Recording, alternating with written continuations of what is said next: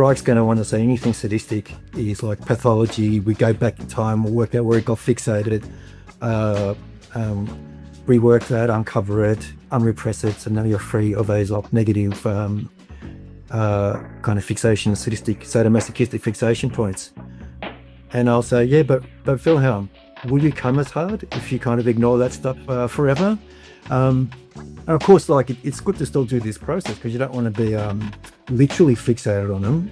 But by knowing about them, you can still sublimate them into a kind of symbolic structure, which still enables a deeper kind of release. Not every time, but from time to time. So that's where I think Sade can be used as a tool or an instrument to analyze Reich or complete Reich in a way too, as well as vice versa, because Sade is still before Freud. There's no idea what the castration complex is yet, despite his really immediate intuitions. But I wonder if there's still a role for dark Eros, more of a role than Wilhelm Reich at times admits, with his sort of focus on this meditative approach to the perfect law. Well, that never gets there. What I'd bring in for that actually is so when Reich in his, the one that no one reads, The Murder of Christ, his argument is that the reason Christ was killed is because he was so open, so bodily open, so had literal orgastic potency that people were threatened by his, like, shit, this person's free, and that's a threat to anyone who's repressed. I wonder if Sade would quite literally be the dark Eros, right? The inversion of that of, I'm terrified of this because they're free, but in almost like they know how contracted they are and they're getting their kicks from it.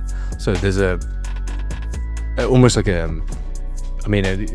pure enjoyment of the symptom and the sort of horror of someone's freedom, and wow, they are completely caught in their contractions and their tensions, but they know it, and they're enjoying those symptoms to a degree of freedom that is completely anathema, but is still terrifying to anyone who's repressed. It almost becomes a not repression at that point.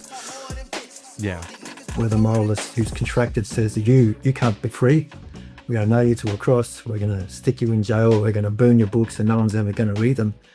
That is a form of enjoyment, but it's unconscious, because for them it's always, it gives me no pleasure to do this, but I'm going to have to murder all those heathens. I'm going to have to murder even Christ. If Reich's not projecting, and that's what Jesus was actually like. I'm going to have to put that star behind bars for life.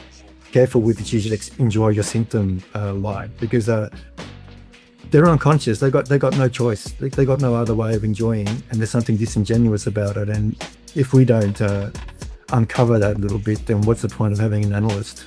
What did Freud even write a single word for if we're not going to re-establish some mobility of the drive so that people can see what's behind the symptom as well?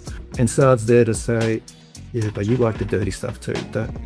And so does your pelvic floor, you destroy curtains when you're working on my stuff.